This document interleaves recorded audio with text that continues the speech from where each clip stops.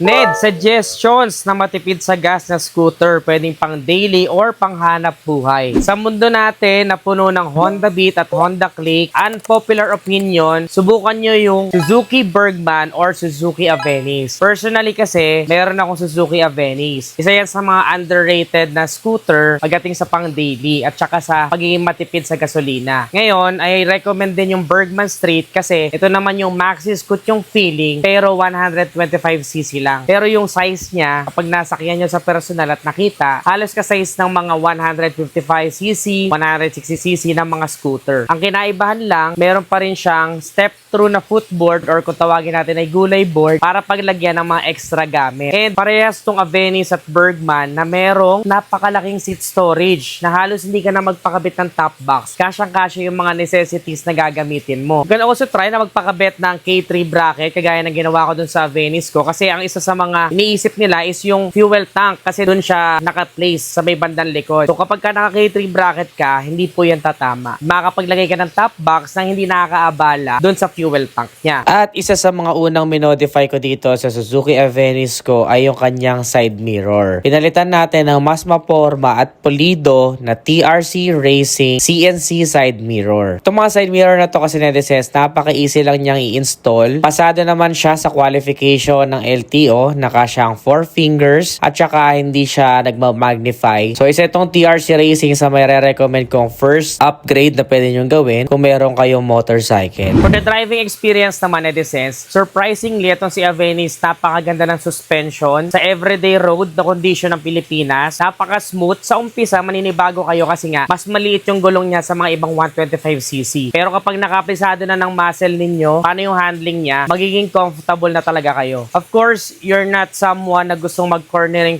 ng sobra-sobra kapag ganito yung mga motorsiklo na gamit mo. Pero kaya pa rin, basta kabisado mo na siya. Magugustuhan nyo to sa mga everyday condition, traffic situation, baku-bakong kalsada, at saka yun nga, yung size niya, especially kung medyo malapad na tao yung magmamaneho. Kahit nga ako, ka-size ko lang. My height is 5'4", 70 kilograms. Super comfortable dito. And kahit na mas matatangkad pa sa akin, even mga 5'10" to 6'footer na rider na gusto ng 125cc, ay pwedeng-pwede nyo pamilihan tong dalawa. Si Bergman naman, may maliit pa yan na windshield. Kaya meron ding ease of use sa biyahe kapag ka pinapaspas na tayo ng hangin dahil sa windshield niya, medyo maganda yung aerodynamics niyan. Matipid pa rin po yan sa gasolina and reliable dahil Suzuki. So yun lang, ilan sa mga selling points niyan na unpopular opinion, pero kung magre-recommend ako ng maiba naman na scooter based sa experience ko, ay you can add sa inyong listahan itong dalawa. Ano pang maiba yung tanong, netizens? Comment nyo naman dyan sa ibaba. Again, this is Adriano. Always keep it cool, right safe always. Bye.